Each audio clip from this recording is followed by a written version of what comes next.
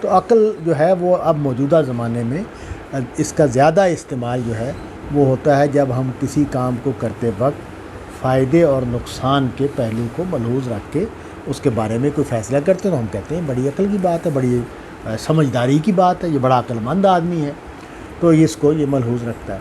لیکن حق اور باطل کے فیصلے اس کی بنیاد پر نہیں ہوتے۔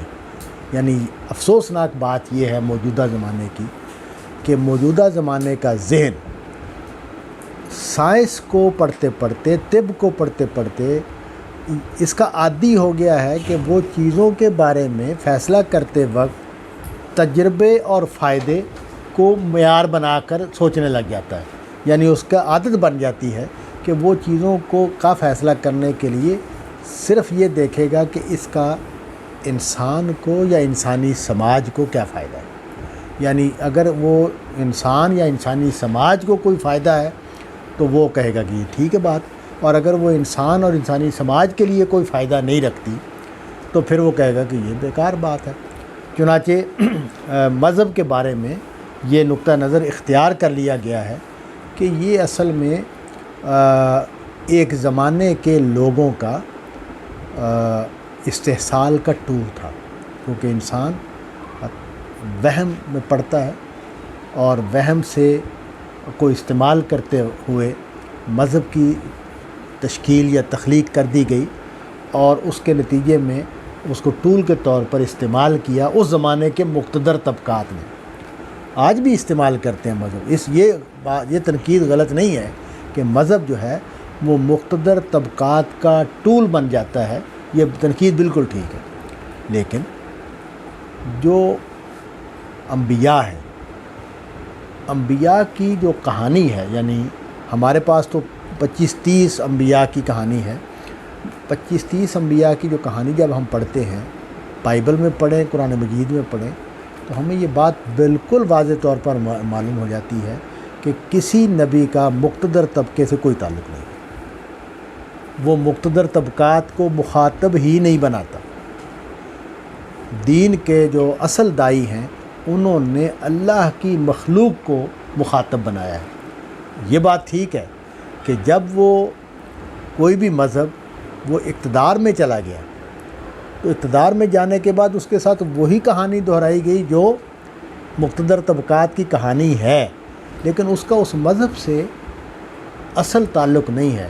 وہ اصل میں انسان کا پرابلم ہے کہ اب دیکھیں، بہت سادہ مثال ہے کہ مرد کو اللہ تعالیٰ نے جسمانی طاقت عورت سے زیادہ دی ہے۔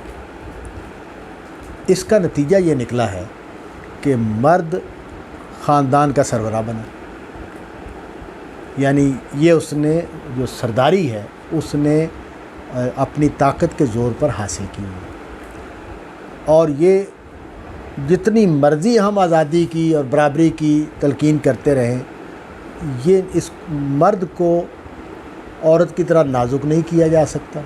یہ اس سے مختلف وجود رکھتا ہے، مختلف نفسیات رکھتا ہے، لہٰذا یہ اسی طرح بیہیو کرے گا اور کرتا ہے، اور اس کے نتیجے میں وہ سربراہ بنتا ہے۔ اچھا، عورت جو ہے اپنے مزاج اور اپنے وجود کی بنیاد پر چونکہ کمزور ہے، وہ مزاج میں بھی کمزور ہے، اپنے وجود میں بھی کمزور ہے، لہٰذا وہ منحصر ہے مرد کے اوپر، اور وہ اس کا انحصار میں رہنا اس کو مجبور کرتا ہے کہ وہ بیوی بنے اور وہ شوہر بنے۔ یعنی میں شوہر کا لفظ اور بیوی کا لفظ جو ہے وہ اپنے پورے معنی میں بول رہا ہوں۔ تو یہ اس کے لیکن اب ہوتا کیا ہے، مرد اپنی اس برتری کو ناجائز استعمال کرتا ہے، وہ عورت پر ظلم کرتا ہے، وہ اس کا استحصال کرتا ہے، وہ اس کو ٹول کے طور پر استعمال کرتا ہے، وغیرہ وغیرہ۔ تو یہ مرد کی غلطیاں ہیں، اس سے یہ اصول نہیں ٹوٹے گا کہ وہ سربراہ ہے اور وہ اس کی ماتحت ہے، یہ اصول قائم رہے گا، لیکن اس کے جو غلط استعمال ہے اس کے اوپر ہم تنقید کریں گے اور اسی پر کرنی چاہیے۔ لیکن کرتے ہم کیا ہے کہ ایک جگہ کو غلط استعمال کیا گیا اور ہم نے اس کے اصل حیثیتی کو توڑ دیا، اسی کے چیلنج کر دیا، اسی کے پیچھے پڑ گئے۔ اب دیکھیں، ریاست میں بھی یہ سب کچھ ہو رہا ہوتا ہے، حکمران یہ سارے کام کر رہے ہوتے ہیں، ادارے یہ سارے کام کر رہے ہوتے ہیں، ظلم کر رہے ہوتے ہیں، زیادتی کر رہے ہوتے ہیں، اپنے اختیارات کو ناجائز استعمال کر رہے ہوتے ہیں، لیکن یہاں ہم جرت نہیں کرتے کہ ہم یہ کہیں کہ ان کے اختیارات ختم کر دیے جائیں۔ وجہ کیا ہے؟ وجہ یہ ہے کہ اگر ان کے اختیارات ختم کر دیے گئے، ان کو توڑ دیا جائے گا تو سوسائٹی ٹوٹ جائے گی، سوسائٹی میں امن، امان، تحفظ، باہر کے خطروں سے حفاظت، اس سب کی خاتمہ ہو جائے گا۔ لہٰذا ہم مجبوراً ان کے استحصال کے باوجود، ان کی زیادتیوں کے باوجود ان کو قائم رکھنے پر مجبور ہیں۔ تو جب یہاں یہ ہم اصول اختیار کر رہے ہیں کہ ہم اصرار کرتے ہیں کہ حکمران ٹھیک ہوں، حکومت قائم رہے، پولیس والے ٹھیک ہوں، پولیس قائم رہے، تو یہاں بھی یہی اصول اختیار ہونا چاہیے۔ تو کہنے کا مطلب یہ تھا کہ مذہب کے بارے میں بھی، مذہب کے حوالے سے جو استدلال کا مسئلہ ہے کہ مذہب کی حقانیت کیسے ثابت ہو، اس کے پیچھے جو غلطی ہو رہی ہے وہ یہ کہ مذہب کو عقل کے، یعنی جدید معنی میں، کہ معیار پر پورا اتارنے کی کوشش کی جائے۔ نہیں، مذہب کی بنیاد انسانی فطرت میں ہے، انسان مذہبی ہے، وہ مذہبی حقائق کو ماننے والا ہے، اور مذہبی حقائق کو وہ اسی طرح مانتا ہے جیسے وہ حسن کو پہچانتا ہے، اسی طرح جیسے وہ ذائقے کو پہچانتا ہے۔ یعنی یہ تھوڑی ہوتا ہے کہ ہمیں کوئی کورس کرنے پڑتے ہیں یہ سیکھنے کے لیے کہ پھول کیوں خوبصورت ہے، اور پہاڑ کیوں خوبصورت ہے، اور سبزہ کیوں خوبصورت ہے، اور خوشبو کیوں پسندیدہ ہے، اس کے لیے کوئی کورس کرنے پڑتے ہیں؟ نہیں، یہ ہمارے اندر سے یہ فیصلے ہو رہے ہوتے ہیں۔ ہم پھول کی خوشبو کو سونگھ کے خوشگوار محسوس کرتے ہیں، اور بدبودار چیز کو دیکھ کر ہمارے اوپر ناگواری آتی ہے، اور یہ سکھانا نہیں پڑتا ہم فطری طور پر اسی طرح ہیں۔ اسی طرح ہم مذہب کے حقائق جو ہیں ان کے فطری طور پر ماننے والے ہیں، اور یہاں سے فیصلہ ہوتا ہے کہ یہ حق ہے اور یہ باطل ہے، اور یہ معیار چونکہ میرے اندر رکھا ہوا ہے، اسی طرح جیسے حسن کو سمجھنے کا معیار رکھا ہوا ہے، اسی طرح جیسے خوشبو کو سمجھنے کا معیار رکھا ہوا ہے، تو اس کی بنیاد پر اس کا فیصلہ ہوگا، نہ کہ اس بنیاد پر فیصلہ ہوگا کہ فائدے اور نقصان کی بنیاد پر دیکھا۔ یعنی پھول کی خوشبو اچھی ہے، میں اپنے گھر میں پھول اگاتا ہوں، تو فائدے اور نقصان پر اگر دیکھا جائے تو کیا فائدہ ہے اس کا؟ یعنی یہ اس معیار پر اگر اس طرح کی ایکٹیویٹیز کو، شاعری کو پڑھنے کا کیا فائدہ ہے؟ شعر کہنے کا کیا فائدہ ہے؟ شاعری سے لطف اندوز ہونے کا کیا فائدہ ہے؟ لیکن ہم اپنی فطرت میں چونکہ اس کی طرف طلب رکھتے ہیں، اس کی طرف طلب رکھتے ہیں، اس کے ساتھ تعلق رکھتے ہیں، تو ہم انجوائے کرتے ہیں اس کو اور استعمال کرتے ہیں ان چیزوں کو، اور ان کو ایک اعلیٰ قدر کے طور پر دیکھتے ہیں۔ مثلا پرابلم کہاں ہے؟ پرابلم یہاں ہے کہ مذہب یوں ہی آتا ہے تو وہ ہماری زندگی پر اثر انداز ہوتا ہے، اور ہمیں کچھ چیزوں کے کرنے سے روکتا ہے، کچھ چیزوں کو کرنے کا حکم دیتا ہے۔ ہم اصل میں یہاں پابندی کو قبول کرنے سے بچنا چاہتے ہیں، اور الزام سارا بالکل اسی طرح جیسے ہم دوسرے معاملات میں کرتے ہیں کہ ہمیں اگر کوئی چیز پسند نہیں ہے تو ہم اس کا کوئی اصولی بیان بنائیں گے۔ جیسے ابھی ہم بات کر رہے تھے سیاست کے حوالے سے، تو اب ہم اصل میں میں اقتدار میں آنا چاہتا ہوں۔ اب اقتدار میں آنے کے لیے مجھے کوئی جواز چاہیے نا، تو وہ جواز جو ہے وہ میں کبھی مذہب سے لاؤں گا، کبھی میں سماجی مسائل سے لاؤں گا، کہیں سے لاؤں گا۔ سیدھی بات یہ ہے کہ جو سیاستدان ہیں ہر ملک میں، صرف ہمارے ملک نہیں، ہر ملک میں سیاستدان اقتدار کے لیے کشمکش کر رہے ہوتے ہیں، اور یہ ایک فطری جذبہ ہے جو انسانوں کے اندر پیدا ہوتا ہے۔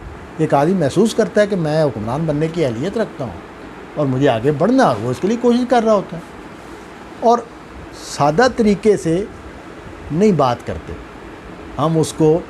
اب لوگوں کو کسی کو جواز تو دینا ہے نا، پہلے حکمران کو کیوں اتارا جائے، تو اس کے لیے وہ ساری پھر کہانی اور اس کا استدلال وہ ڈیولپ کیا جاتا ہے۔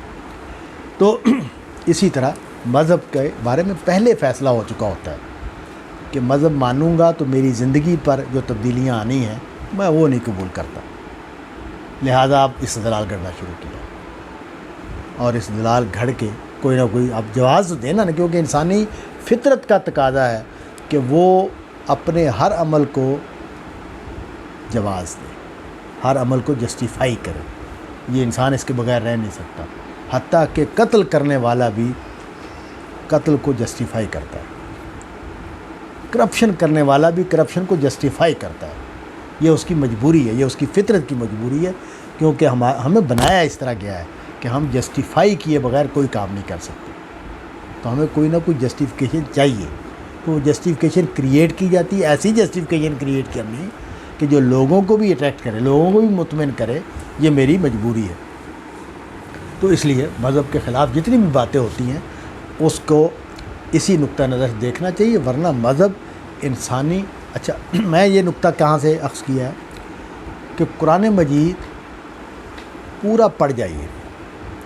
قرآن مجید کو یہ سوال ہی پیش نہیں ہے کہ مذہب ہونا چاہیے یا نہیں ہونا چاہیے. قرآن مجید کو سوال ہی یہ پیش ہے کہ مذہب حق کون ہے. یعنی مذہب کا ہونا یا نہ ہونا یہ اس کا موضوع ہی نہیں ہے. قرآن مجید کا موضوع ہے مذہب حق کیا ہے. یعنی مذہب انسان کی ضرورت ہے، مذہبی انسان نے ہونا ہے، انسان بنا ہوا مذہبی ہے. اس کو بتانے کی یہ ضرورت ہے کہ مذہب حق کیا ہے. اس کو یہ ضرورت نہیں ہے بتانے کی کہ تمہیں مذہبی ہونا چاہیے. جیسے کسی مرد کو، انسان کو، عورت کو یہ کہنے کی ضرورت نہیں ہے کہ تمہیں شادی کرنی چاہیے. اس کو یہ بتانے کی ضرورت ہے کہ شادی کا صحیح طریقہ کیا ہے. اس کو یہ بتانے کی ضرورت ہے، یہ بتانے کی ضرورت نہیں ہے کہ تمہیں یا اولاد پیدا کرو. پورا قرآن مجید خالی ہے اس بات سے کہ لوگوں اولاد پیدا کرو. حالانکہ فطرت کا ارادہ ہے اولاد پیدا کرنا. اس نے لاکھوں انسان پیدا کرنے ہیں، تب قیامت برپا ہونی ہے. لیکن وہ کہیں نہیں حکم دیتا، اس لیے کہ یہ کہنے کی ضرورت نہیں ہے. جو کہنے کی ضرورت ہے وہ اگلی بات ہے، جہاں انحراف کرتا ہے. جیسے نبی صلی اللہ علیہ وسلم فرمایا کہ بیٹیاں پالو گے تو جنت میں جاؤ گے، کیونکہ وہاں ایک انحراف پیدا ہو گیا ہوا تھا کہ بیٹیوں کو پیدا کرنا، بیٹیوں کو پالنا پوسنا یہ پسندیدہ نہیں رہا تھا. وہاں بات کی، مذہب وہاں بات کرے گا جہاں انحراف شروع ہو جائے گا. تو میں یہ عرض کر رہا تھا کہ بات یہاں سے شروع ہوئی کہ حضرت لوط علیہ السلام کے پاس اور ابراہیم علیہ السلام کے پاس فرشتے آئے انسانی صورت میں. اور انسانی صورت میں آئے تو اس کا مطلب ہے ظاہر ہو گئے. ظاہر ہو گئے تو ظاہر ہونے کا جو عمل ہے وہ اللہ تعالیٰ کے منصوبے میں نہیں ہے. اللہ تعالیٰ کا منصوبہ یہ ہے کہ جو حقائق اعلیٰ ہیں ان تک انسانی شعور کو پہنچنا ہے، انسانی ذہن کو پہنچنا ہے. اس کے لیے مشاہدے کا اہتمام نہیں کیا گیا. اچھا، مشاہدے کا اہتمام کر دیا جائے یہ بھی ہو سکتا ہے، لیکن یوں ہی مشاہدے کا اہتمام کر دیا جائے گا تو امتحان ختم ہو جائے گا. کیونکہ ہمیں امتحان میں رکھا گیا ہے، اس لیے یہ مشاہدے کو، یہ میں نہیں کہتا کہ مشاہدہ ہوتا نہیں ہے، لیکن مشاہدے کی وہ صورت کبھی نہیں ہوتی کہ جو فیصلہ کن ہو جائے. یعنی مشاہدہ تو ہوتا ہے، ایسے معاملات انسانوں کے ساتھ ہوتے ہیں کہ جو خدا کے ہونے کو، فرشتوں کے ہونے کو اس کے لیے تجربہ بنا دے. یہ ہوتی ہیں چیزیں، لیکن یہ کبھی بھی اس طرح نہیں ہوتی کہ جیسے ہمیں یہ چیزیں نظر آ رہی ہوتی. اس طرح کبھی بھی نہیں ہوتی. یہ ہمارے شعور یا ہمارے باطن کے تجربات ہوتے ہیں، اس کے مشاہدات ہوتے ہیں جو اس صورت میں ہمارے سامنے آتے. تو یہاں فرشتے آ گئے تو اب یہ حضرت ابراہیم علیہ السلام اس اندیشے میں مبتلا ہو گئے کہ قانون کا تقاضا یہ ہے، جو اللہ تعالیٰ کا قانون جاری ہے، کہ اب کوئی اللہ تعالیٰ کی طرف سے کسی قوم کے لیے کوئی بڑا فیصلہ ہوا ہے. ظاہر ہے یہ بات قرآن مجید سے واضح ہو جاتی ہے کہ اللہ تعالیٰ نے قوموں کے معاملے میں یہ طے کر رکھا ہے کہ ان کو سزا دنیا ہی میں دے دی جاتی ہے. جیسے ہم اس وقت مسلمان جو ہیں وہ سزا کی حالت میں ہیں، یہود سزا کی حالت میں ہیں. تو یہ جو سزا کی حالت ہے یہ کس نوعیت کی سزا دی جائے گی، کیا فیصلہ ہوا ہے، اب یہ اندیشہ پیدا کرنے والی بات ہے. تو یہ حضرت ابراہیم علیہ السلام سے نکلے ہیں اور لوط علیہ السلام کے پاس پہنچ گئے. فلما جاء آل لوط المرسلون، جب آل لوط کے پاس یہ فرشتے پہنچے. اب یہاں مرسل کا لفظ استعمال کیا گیا ہے. اس کا مطلب یہ ہے کہ جن کو ایک مقصد دے کر، یہ قرآن مجید نے ایک لفظ کو استعمال کر کے پوری بات کو کنوے کر دیا ہے کہ بھیجے گئے جب پہنچے. تو بھیجے گئے جب پہنچے تو اس کا مطلب یہ ہے کہ اب بھیجے گئے تو کسی مقصد کے ساتھ بھیجے گئے نا، جن کو وہاں پہنچنے کا حکم دیا گیا، جاؤ بھی وہاں. تو وہاں جاؤ. تو اب وہاں جانے کا اب اللہ تعالیٰ نے فرشتوں کو کہا کہ فلاں جگہ پہ جاؤ. تو فلاں جگہ پہ جاؤ تو جب اس کا مطلب یہ ہے کہ ان کے لیے کوئی بڑا کام ہے. اب حضرت لوط علیہ السلام نے کہا قال انکم قوم منکرون. تو ان کو دیکھتے ہی حضرت لوط نے کہا کہ بھئی آپ اجنبی لوگ ہو. منکر یعنی میں پہچان نہیں رہا ہوں، اب مجھے نہیں پتہ کہ آپ لوگ کون ہیں. یہ بڑا اہم ہے اس اعتبار سے کہ جو پرانے ہمارے شہر ہیں، جس طرح کے ہم تاریخ میں پڑھتے ہیں، بہت محدود آبادیاں ہوتی تھیں. میں خود جو میرا بچپن ہے وہ جس علاقے میں گزرا ہے تو اس میں 25 30 یا 50 گھر تھے اور ہر آدمی دوسرے سے واقف تھا. اچھا، قریب قریب کی جو بستیاں تھیں ان کے لوگوں کو بھی پتہ تھا کہ فلانا جو ہے نا اس طرف فلانے خاندان آباد ہے، اس طرف فلانا خاندان آباد ہے، اس طرف فلانا خاندان آباد ہے، اور ان کے بڑے لوگ یہ ہیں، ان کا نوجوان یہ ہے، اور فلانا نوجوان. کچھ لوگ نمایاں بھی ہو جاتے ہیں. تو یہ اس طرح لوگ واقف ہوتے تھے. تو اس معنی میں یہ ایک بڑا اہم جملہ ہے کہ بھئی ادھر ارد گرد جو بھی لوگ ہیں سب سے میں واقف ہوں. تو میں تو نہیں کوئی جانتا تم لوگوں کو. انکم قوم منکرون، میں تو تمہیں نہیں جانتا، مجھے نہیں معلوم تم کون ہو. اب انہوں نے وہ بات بتا دی جس کے لیے وہ آئے. قالوا بل جئناک بما كانوا فیہ یمترون.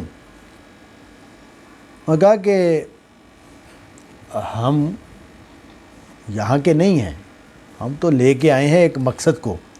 ہم تیرے پاس آئے ہیں اس حوالے سے جس کا انکار تیری قوم کرتی ہے. ہم قرآن مجید کو پڑھتے آ رہے ہیں اور عربوں کو بھی یہی مسئلہ پیش آیا. سارے پیغمبروں کی امتوں کو یہ مسئلہ پیش آتا ہے کہ پیغمبر یہ کہتے ہیں کہ مجھے نہیں مانو گے تو اللہ کی گرفت آئے گی. گرفت آئے گی تو اب اس کا مذاق اڑایا جاتا ہے، اس کا مذاق اڑایا جاتا ہے. لوگ یہ سمجھتے ہیں کہ بھئی یہ ہمیں فریب دینے کے لیے یہ باتیں کی جا رہی ہیں، دھوکہ دینے کے لیے باتیں کی جا رہی ہیں. ہماری ایک تہذیب ہے، ہماری ایک معاشرت ہے، ہمارا ایک کلچر ہے، ہماری ایک، اور یہ جو نیا آئیڈیاز اور نئے خیالات لے کے سامنے آ گیا ہے اور یہ اپنی بات کو مؤثر کرنے کے لیے اس طرح کے ڈرامے دے رہا ہے، اس کی کوئی حقیقت نہیں ہے. تو اس کا شک، یمترون کا لفظ استعمال کیا کہ یہ تو ہم اس معاملے کے لیے آئے ہیں جس کے حوالے سے یہ لوگ شک کا اظہار کرتے تھے کہ یہ نہیں ہو سکتا، کوئی عذاب نہیں آئے گا، کوئی گرفت نہیں ہوگی، کوئی پکڑ نہیں ہوگی. آتیناک بالحق، ہم تو فیصلہ لے کر آئے ہیں، ہم اصل فیصلہ لے کر آئے ہیں. وَإِنَّا لَصَادِقُونَ، اور ہم جو بات کر رہے ہیں اس میں ہم بالکل سچے ہیں. یعنی اب اس میں کوئی شک نہیں رہا کہ جو بات آپ اپنی قوم کو کہتے رہے ہیں کہ تم مجھے مان لو، اس حق کو قبول کر لو، نہیں کرو گے تو خدا کی طرف سے غضب آئے گا، وہ فیصلہ ہو گیا ہے. اب تیری قوم پر عذاب آئے گا، ہم وہ عذاب لے کر آ گئے ہیں اور اس معاملے میں ہم بالکل سچے ہیں. یہ جو کہا کہ وَإِنَّا لَصَادِقُونَ، ہم بالکل سچے ہیں، اس کا مطلب یہ ہے کہ وہ چونکہ انسانی صورت میں آئے ہیں اور یہ احساس دلانا چاہ رہے ہیں کہ بھئی ہم خدا کی طرف سے فرستادے ہیں، اس کی طرف سے بھیجے ہوئے ہیں، مرسل ہیں. تو اب اس کو پختہ کرنے کے لیے بات کو یہ جملہ بولا وَإِنَّا لَصَادِقُونَ. چنانچہ جب یہ کہا کہ بھئی یہ فیصلہ ہو چکا ہے اور آج ہی یہ عذاب نازل ہونے والا ہے، چنانچہ آپ کو ایک تدبیر بتائی جا رہی ہے جو کہ آپ اور آپ کا خاندان اس عذاب سے بری ہے. آپ لوگوں کو اس کا سامنا نہیں کرنا، اسے نہیں گزرنا۔ چنانچہ کہا کہ فَأَسْرِ بِأَهْلِكَ بِقِطْعٍ مِّنَ اللَّيْلِ، پہلا حکم یہ دیا کہ رات کے آخری حصے میں نکلنا ہے، یعنی یہ عذاب کے آنے کا وقت جو ہے وہ رات کا آخری حصہ ہے، اس سے پہلے تم لوگوں نے نکلنا ہے۔ دوسرا حکم یہ کیا کہ وَاتَّبِعْ أَدْبَارَهُمْ، حضرت لوط کو یہ حکم دیا کہ آپ اپنے ساتھیوں کے پیچھے رہیں گے، آپ ان کے پیچھے پیچھے چلیں گے، یعنی بالکل اسی طرح جیسے ایک جو گدڑیا ہے وہ اپنے ریوڑ کے پیچھے پیچھے چلتا ہے تاکہ سارے لوگوں پر اس کی نگاہ رہے، ساری بھیڑوں بکریوں پر نگاہ رہے، کوئی ادھر ادھر تو نہیں جاتی۔ تو ان کو کہ آپ پیچھے رہیں گے، آپ کا لوگ جو ہے آپ کے ساتھی جو ہیں وہ آگے آگے چلیں گے۔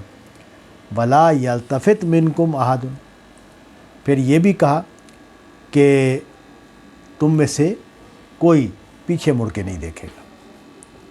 وَامْضُوا حَيْثُ تُؤْمَرُونَ، جس طرح حکم دیا گیا ہے اسی طرح کر گزرو، یعنی اس میں کوئی وَامْضُوا کا جو فعل ہے یہ اس لیے استعمال کیا کہ اس میں کوئی کوتاہی نہیں ہونی چاہیے، کر گزرو، جو کہا جا رہا ہے اس کے مطابق کر گزرو۔ تو مطلب یہ ہے کہ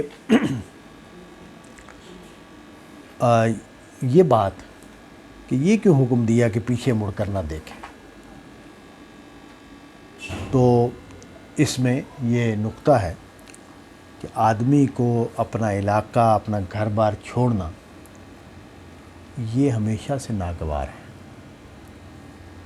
آج بھی میں بڑا حیران ہوتا ہوں کہ لوگ باہر لاکھوں روپے کما رہے ہوتے ہیں، بڑی خوشحال زندگی بسر کر رہے ہوتے ہیں، لیکن وہ اپنے وطن کو یاد کرتے ہیں، اس سے اداس ہوتے ہیں، اس کے بارے میں اپنی یادوں کو تازہ رکھنے کا بندوبست کرتے رہتے ہیں، اپنے ہم وطنوں سے اکٹھے ہوتے ہیں،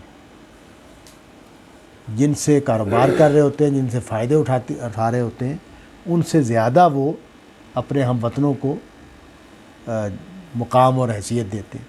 تو یہ انسان کی بڑی فطری اس کے اندر موجود روش ہے، تو اس کا اظہار نہ ہو کہ جس علاقے کے بارے میں یہ فیصلہ ہو گیا ہے کہ اب وہ خدا کے عذاب کا مستحق ہے، اس کے بارے میں تمہارے دل میں اور تمہارے لوگوں کے دل میں کوئی رغبت اب نہیں ہونی چاہیے۔ وَلَا يَلْتَفِتْ مِنْكُمْ أَحَدٌ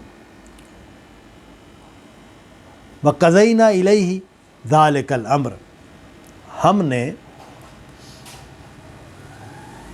اس کے اوپر یہ فیصلہ نافذ کر دیا۔ وہ فیصلہ کیا تھا؟ أَنَّ دَابِرَ هَؤُلَاءِ مَقْطُوعٌ مُصْبِحِينَ، کہ صبح و دم اس قوم کی جڑ کاٹ دی جائے گی، یہ یعنی نیست و نابود ہو گئے۔ یہ ہمیں یہ بات اب تاریخ سے واضح ہے کہ جن قوموں پر اللہ تعالیٰ کی طرف سے اس طرح کی گرفت آئی ہے ان کا نام ہی مٹ گیا، ان کے کوئی جانشین نہیں ہے، ان کی کوئی باقیات نہیں ہے۔ اس کو اس محاورے سے بیان کیا کہ ان کی جڑ کاٹ دی گئی۔ دابر ہؤلاء مقطوع مصبحین۔ اچھا، یہ اب ساری بات حضرت لوط علیہ السلام کے ساتھ ہو گئی، یہ کہ فرشتے آئے ہیں، ان کو وہ لگا کہ یہ اجنبی ہیں، اور انہوں نے اس کا اظہار بھی کیا، انہوں نے بتا دیا کہ بھی ہم عذاب کی کو نافذ کرنے کے لیے آئے ہیں، اور اب آپ کے لیے اور آپ کے ساتھیوں کے لیے حکم یہ ہے کہ رات کے آخری حصے سے پہلے نکل جائیں اور آپ سب سے پیچھے چلیں گے اور کوئی پیچھے مڑ کے نہیں دیکھے گا، اور جس طرح حکم دیا جا رہا ہے اس کے اوپر عمل ہونا چاہیے۔ اور فیصلہ یہ ہو گیا ہے کہ اس قوم کو ہمیشہ کے لیے نیست و نابود کر دیا جائے، ان کو ختم کر دیا جائے۔ لیکن جب لوگوں نے دیکھا کہ کچھ نوجوان لڑکے حضرت لوط کے پاس مہمان آئے، تو یہ قوم جو ہے ان کے بارے میں ہمیں معلوم ہے کہ یہ ایک بیماری میں مبتلا ہو گئی ہوئی تھی۔ ان کی اخلاقی پستی اس جگہ پر چلی گئی تھی کہ یہ مرد اور مرد کے ریلیشن شپ کی عادت میں مبتلا ہو گئے تھے۔ اور ظاہر ہے یہ اگر آپ لوگوں کو فارسی ادب سے کوئی تعلق ہو تو فارسی ادب میں یہ ایک پازیٹیو روایت کے طور پر، اور مسلمان شاعر ہیں جنہوں نے اس کو پازیٹیو ویلیو یا قدر کے طور پر بیان کیا ہوا ہے۔ اور غالب جیسا شاعر جو ہے وہ دیکھیں، سبزۂ خط سے تیرا کاکل سرکش ندبا، تو سبزۂ خط جو ہے یہ نئے نئے داڑھی کے بال اگے ہوئے ہیں جو ان کے لیے آتے ہیں۔ تو یہ جو مطلب وہ بھی اس کو اس طرح بیان کر رہا ہے، اور ظاہر ہے غالب کے بارے میں اس طرح کی کوئی روایت نہیں ہے کہ وہ اس بیماری میں مبتلا تھا، لیکن چونکہ فارسی شاعری کا مضمون ہے تو اس نے اردو میں بھی اس کو بیان کر دیا۔ تو اور وہ جو ہے شیخ سعدی، انہوں نے بقاعدہ اس پر ایک چیپٹر لکھا ہوا ہے اپنی کتاب میں۔ تو یہ ان کی بیماری تھی، ان کو یہ اس بری عادت میں مبتلا تھے، اور اس کا تعلق چونکہ نوجوان لڑکوں سے ہوتا ہے۔ اب اللہ تعالیٰ کی حکمتیں دیکھیے کہ فرشتوں کو بھیجا تو نوجوان لڑکوں کی شکل میں بھیجا، تاکہ یہ اس سے بھی، اس واقعے سے بھی یہ بات معلوم ہوتی ہے، اور قرآن مجید کے مطالعے سے بھی یہ بات واضح ہوتی ہے کہ اللہ تعالیٰ نے امتحان کرنا ہی اس طرح، یعنی جو واقعات ہوتے ہیں، ایک تو نے اصولی بات بیان کر دی کہ بھئی دیکھو تم دنیا میں آ گئے ہو، اس دنیا میں خیر اور شر کی کشمکش برپا ہے، اور تم نے خیر کو اختیار کرنا ہے، شر کو چھوڑنا ہے، یہ تو اصولی بات ہو گئی۔ لیکن بطور فرد میری زندگی میں کیا ہوگا، آپ کی زندگی میں کیا ہوگا، ان کی زندگی میں کیا ہوگا، ان کی زندگی میں کیا ہوگا، کس طرح کے واقعات آئیں گے، کس طرح کے امتحانات آئیں گے، تو وہ امتحانات وہاں سے آئیں گے جہاں سے میرے عمل سے واضح ہو جائے کہ میں کس کیلیبر کا، کس کریکٹر کا، کس درجے کا مسلمان ہوں، کس درجے کا میرا ایمان ہے، کس درجے کا میرا عمل ہے، کس درجے کا میرا کردار ہے۔ تو اس کے لحاظ سے، یعنی میں کہنے کا مطلب یہ ہے کہ جن کا مسئلہ مال ہے وہ مال کے اعتبار سے مختلف واقعات سے گزریں گے، جن کا مسئلہ جنس ہے وہ جنس کے حوالے سے مختلف واقعات سے گزریں گے، جن کا مسئلہ تفوق ہے وہ ان کے حوالے سے گزریں گے، وغیرہ وغیرہ۔ تو وہ اللہ تعالیٰ یعنی ہر فرد کے ساتھ اس کی کیپیسٹی اور اس کے فیصلے کے مطابق اس کے ساتھ معاملہ کر رہے ہیں۔ یعنی یوں نہیں ہے کہ افراد اللہ کی نگاہ سے اوجل ہیں اور ایک کو کوئی عمومی عمل ہو رہا، نہیں، ہر فرد جو ہے اس کی زندگی کو الگ طریقے سے آبزرو بھی کیا جا رہا ہے، اس کے لیے امتحان بھی پیدا کیے جا رہے ہیں۔ تو اب یہ قوم ہے، قوم ایک بیماری میں مبتلا ہے، اس بیماری اور اس کو پیغمبر کے رد کر دینے کی وجہ سے ان پر عذاب کا فیصلہ ہو چکا ہے۔ اس موقع پر بھی اسی طرح وہ جو ہے حضرت صالح علیہ السلام، ان کی جو اونٹنی والا معاملہ ہے اس میں بھی یہی نکتہ ہے کہ بھی عذاب کا فیصلہ ہو گیا، پھر ایک آزمائش رکھ دی کہ بالکل واضح ہو جائے کہ تم لوگ اسی قابل تھے، تم کسی رعایت کے مستحق نہیں۔ تو یہاں یعنی اتنے موقع دیے جاتے ہیں کسی بھی فرد کو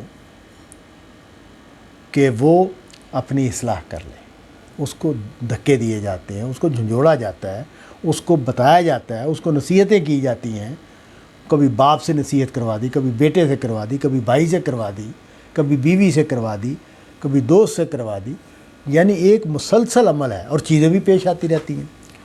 تو یہاں بھی یہی ہوا کہ آخری موقع پر بھی ان کو ایک پھر امتحان میں ڈال دیا کہ نوجوان لڑکے آ گئے مہمان بن کے بستی میں، اور آئے بھی پیغمبر کے گھر میں، اور ان کے اب ان کے لیے وہ ایک بڑی اس کو آگے بیان کی جو ان کے لیے پرکشش ہونا ہے اس کا، وَجَاءَ أَهْلُ الْمَدِينَةِ يَسْتَبْشِرُونَ، اور بستی والے آ گئے یستبشرون، یہ بالکل اسی طرح کا اسلوب ہے جب آپ دیکھتے ہوں خاص طور پر نوجوانوں کو کہ کہیں کرکٹ کھیلنے کا موقع مل جائے اور کرکٹ کھیلنے کے وہ شوقین ہو، اس کا بندوبست ہو گیا کہ آج فلانی جگہ پہ ٹورنامنٹ ہونا ہے، چلو ابھی کھیلنے چلیں، تو وہ جس طرح کی باتیں کرتے ہوئے جائیں گے، وہ باتیں کیا ہوں گی؟ میں اس طرح کھیلوں گا، میں اس طرح فیلڈنگ کروں گا، یا میں نے بیٹ اس لیے بنوایا ہے، تو وہ ساری جو خوشی کی باتیں ہیں اور کامیابی کو حاصل کرنے کی باتیں ہیں وہ کرتے ہوئے جا رہے ہیں۔ تو اسی مضمون کو ایک لفظ سے بیان کر دیا، وَجَاءَ أَهْلُ الْمَدِينَةِ يَسْتَبْشِرُونَ، وہ ایک دوسرے کو خوشی کی باتیں بتاتے، یہ کریں گے، یہ کریں گے، یہ کریں گے، یوں کریں گے، وہ کرتے ہوئے آ رہے ہیں۔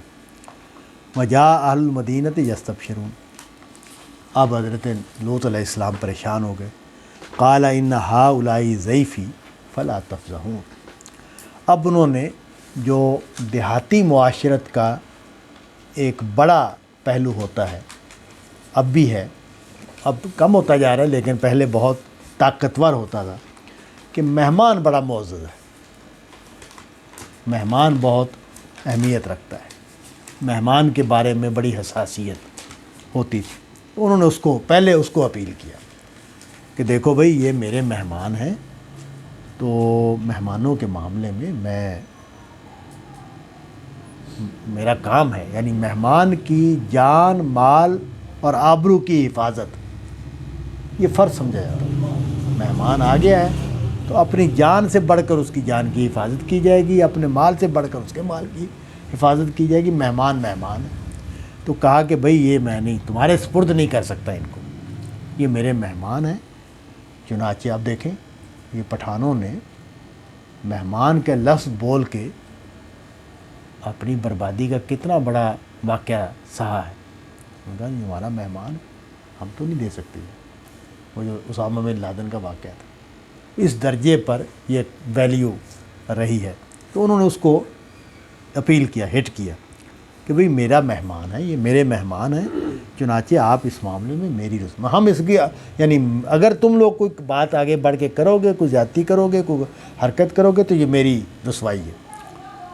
وَاتَّقُوا اللَّهَ وَلَا تُخْزُونِي، پھر ان کو کہا کہ اللہ سے ڈرو۔ یہ جو اللہ سے ڈرو کا جملہ ہے، یہ ہمارا یعنی تمام انسانوں کا جو بھی خدا کو ماننے والے ہیں، لفظ کوئی بھی بول سکتے ہیں، اللہ کا لفظ تو عربی لفظ ہے، لیکن جو بھی لفظ تھا ان کی قوم کا، انہوں نے بولا واتقوا اللہ، اللہ سے ڈرو۔ مطلب یہ ہے کہ ایک بڑی اپیل ہے، دو بڑی اپیلیں ہیں جو حضرت لوط نے کی ہیں۔ ایک مہمان نوازی کی جو قدر ہے اس سماج کی، اس کو انہوں نے اٹھایا کہ بھی دیکھو یہ میرے مہمان ہیں اور میں اپنے مہمانوں کے ساتھ کوئی الٹی سیدھی حرکت نہیں ہونے دوں گا، اور اس معاملے میں مجھے اب یہ چونکہ ان پیغمبروں میں سے ہیں جن پر ایمان لانے والے اتنے تھوڑے ہیں کہ یہ کوئی حفاظت کا بندوبست نہیں کر سکتے، یہ وہاں کوئی رزسٹ نہیں کر سکتے، رزسٹ کرنے کی طاقت نہیں ہے ان کے پاس، تو اس لیے یہ اب ان کے پاس ایک ہی راستہ ہے کہ یہ اپنے لوگوں کو اخلاقی اپیل کریں۔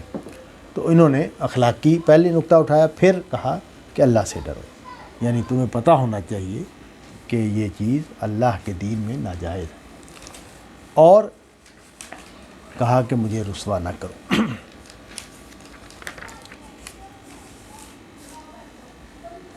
اب آگے دیکھیں انہوں نے کیا کہا، قالو، انہوں نے کہا اولم ننہک عن العالمین، کیا ہم نے تمہیں منع نہیں کر رکھا کہ دنیا والوں کے بارے میں ہمیں نہ روکا کرو۔ یہ بات جو ہے، یہ حوالہ انہوں نے دیا ہے حضرت لوط علیہ السلام۔ یہ چونکہ ایک تجارتی شاہراہ پر تھے تو یہ دھوکہ دیتے تھے لوگوں کو، جو تجارتی قافلے آتے تھے ان کے ساتھ یہ دو نمبریاں کرتے تھے۔ تو انہوں نے حضرت لوط نے روکا تو انہوں نے کہا کہ بھئی تم اس معاملے میں دخل نہ دیا کرو، یہ لوگوں کے وکیل بن کے نہ آیا کرو۔ تو یہاں اسی کا حوالہ دیا انہوں نے کہ یہ تم لوگوں کے وکیل نہ بنو، ہم نے تمہیں پہلے نہیں کہا کہ لوگوں کی باتیں نہ ہمارے ساتھ کیا کرو، لوگوں کا دفاع نہ کیا کرو ہمارے ساتھ۔ تو مطلب یہ ہے کہ جو ان کی ڈٹائی تھی اور جو ان کا وہ تھا برائی پر اصرار، اور جو اقتدار، ظاہر ہے ایک علاقے میں وہ اقتدار میں تھے اور اس کے اقتدار سے جو وہ ناجائز فائدے اٹھا رہے تھے، اسی کی رو میں انہوں نے یہ بات، تو اب یہ ان کے تکبر اور سرکشی کا بیان ہے۔ یعنی یہ جو جملہ ہے کہ اولم ننہک عن العالمین، یہ اصل میں یہ بتا رہا ہے کہ وہ تکبر کے کس اور اپنے اقتدار کے کس طرح نشے میں مبتلا تھے۔ قال ہؤلاء بناتی ان کنتم فاعلین، اب اس پر حضرت لوط نے کہا کہ یہ میری بیٹیاں ہیں اگر تمہیں کرنا ہے۔ یہ جو جملہ ہے، یہ جو بیان ہے، اس کو مفسرین نے حل کرنے کی کوشش کی ہے۔ دو تین حل اس کے کیے گئے۔ ایک تو یہ کہ بناتی سے مراد حضرت لوط کی اپنی بیٹیاں نہیں ہیں، بلکہ اپنی قوم کے بارے میں وہ کہہ رہے ہیں کہ بھئی یہ میری بیٹیاں ہیں، تمہیں انہی کے ساتھ یہ تعلق قائم کرنا چاہیے، یعنی اپنی بیویوں کے ساتھ یہ تعلق قائم کرو اگر تمہیں کرنا ہی ہے۔ انہوں نے بھی یہ غالباً ان کا ترجمہ ہے، یہ کہا یہ قوم کی عورتیں میری بیٹیاں ہیں، ترجمے میں انہوں نے یہی لکھا۔ تو یہ ایک حل کرنے کی کوشش، کیونکہ یہ جملہ جو ہے یہ سمجھ میں نہیں آتا کہ کوئی آدمی جو ہے وہ کیسے کہہ سکتا ہے یہ بات کہ یہ میری بیٹیاں ہیں۔ ایک بدماش آ گئے ہیں، لفنگے آ گئے ہیں جو لفنگے پن کی کرنا چاہتے ہیں، تسکین کرنا چاہتے ہیں، اور ان کو یہ کوئی بندہ کہے جی یا میری بیٹی ہیں، یہ کیسے؟ تو اب اس کو کیسے حل کیا جائے؟ تو ایک طریقہ تو یہ ہے۔ دوسرا یہ ہے، مولانا اصلاحی نے جیسے اس کو حل کیا کہ یہ اصل میں کوئی پیشکش نہیں ہے، بلکہ صرف ان کو غیرت دلانا پیش نظر ہے کہ کچھ شرم کرو، کوئی حیات کرو، یہ مقصود ہے۔ بہرحال اب انہوں نے یہ جملہ بولا ہے، کیونکہ ہمارے پاس بہت تفصیلات نہیں ہیں کہ اس کلچر میں اس جملے کا کیا مطلب ہوگا، یہ جملہ کیا معنی کنوے کرے گا۔ تو دونوں باتیں جو ہمارے مسلمان مفسرین کو سمجھ میں آئیں انہوں نے بیان کر دی، وہ میں نے بھی بیان کر دی کہ بھئی انہوں نے جو بات کہی ہے وہ غیرت دلانے کے لیے کہی ہے، ان کو کانشیس کرنے کے لیے کہی ہے، ان کو اپنی بات کی جو قباحت ہے اس کو واضح کرنے کے لیے کہی ہے، یا یہ بات کہی ہے کہ بھئی یہ ریلیشن شپ جو ہے یہ تو عورت کے ساتھ ہوتا ہے، اسی کے ساتھ ہونا چاہیے۔ اب اوپر سے جواب آیا، اب انہوں نے یہ جملہ بولا کہ بھئی ہم نے تمہیں نہیں کہا تھا، منع نہیں کیا تھا کہ ہمارے لوگوں کے بارے میں ہم سے باتیں نہ کیا کر، ہم جو مرضی لوگوں کے ساتھ کریں، ہمارا علاقہ ہے، ہمارے پاس لوگ آتے ہیں، ہمارے پاس اختیار ہے، ہم جو چاہیں کریں، ہم آزاد ہیں۔ تو جب انہوں نے یہ جملے بولے تو اللہ تعالیٰ کی طرف سے جملہ تسلی کا آیا کہ تیری جان کی قسم، یہ اصل میں اپنی بدماشی کی مدہوشی میں بھٹک رہے ہیں، یعنی اس کو مدہوشی یا نشے کی حالت قرار دیا، سکرا قرار دیا۔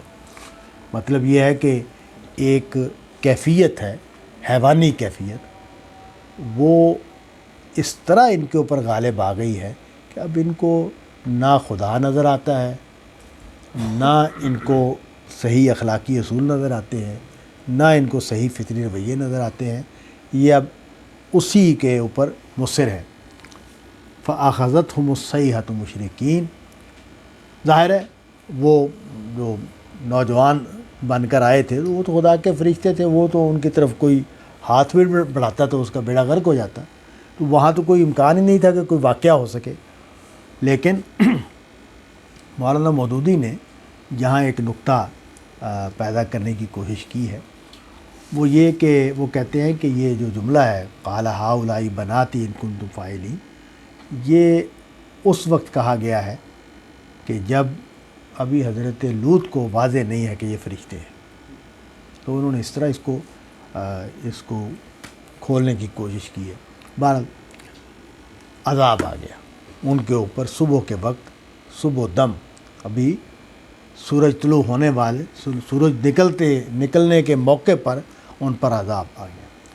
فَجَعَلْنَا عَالِيَهَا سَافِلَهَا وَأَمْطَرْنَا عَلَيْهَا حِجَارَةً مِّن سِجِّيلٍ، اور عذاب اس طرح آیا کہ بستی کو الٹ کے رکھ دیا گیا۔ عَالِيَهَا سَافِلَهَا، چھتیں جو ہیں وہ فرش بنا دی گئی، اور پھر ان پر پتھروں کی بارش کر دی گئی، یعنی اس کو پوری کی بستی کو کنکریوں سے اور پتھروں سے ڈھانپ دیا گیا۔ إِنَّ فِي ذَلِكَ لَآيَاتٍ لِّلْمُتَوَسِّمِينَ، جو لوگ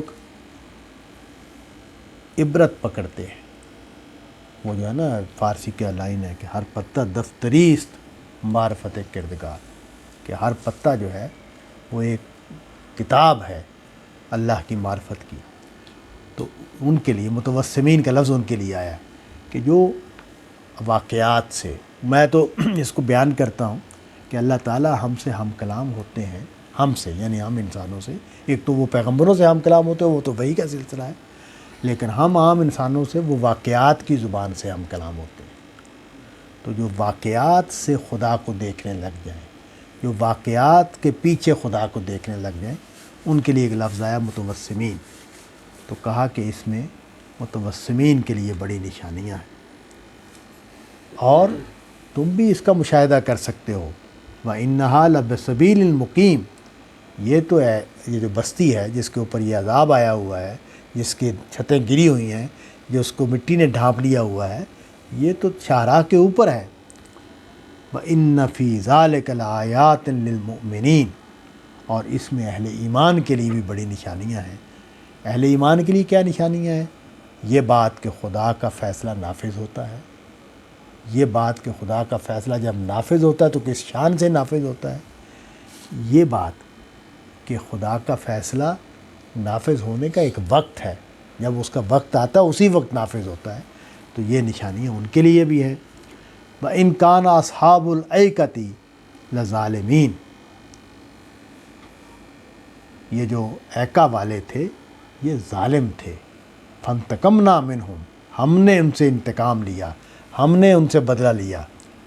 یہ جو انتقمنا کا لفظ ہے، بدلہ لینے کا لفظ جو ہے، یہ قرآن مجید نے استعمال کیا ہے اپنے، اللہ تعالیٰ نے صفات کے حوالے سے بھی، صفات کے پیرائی میں بھی اس کو، تو اس کا مطلب یہ ہے کہ اللہ تعالیٰ جو ہے وہ ہم انسانوں کے ساتھ جب معاملہ کرتے ہیں، تو جب ہم بغاوت کرتے ہیں، جب ہم اللہ کے مقابلے میں اٹھ کھڑے ہوتے ہیں، تو پھر اللہ اپنی شان کے ساتھ ظاہر ہوتے ہیں، اس کے لیے یہ لفظ استعمال ہوتا ہے۔ وَإِنَّهُمَا لِإِمَامٍ مُبِينٍ، اور یہ بستیاں دونوں یعنی اصحاب الایکا اور حضرت لوط کی قوم، یہ دونوں ایک بڑی شاہراہ پر ہے۔ وآخر الدعوانا ان الحمد للہ۔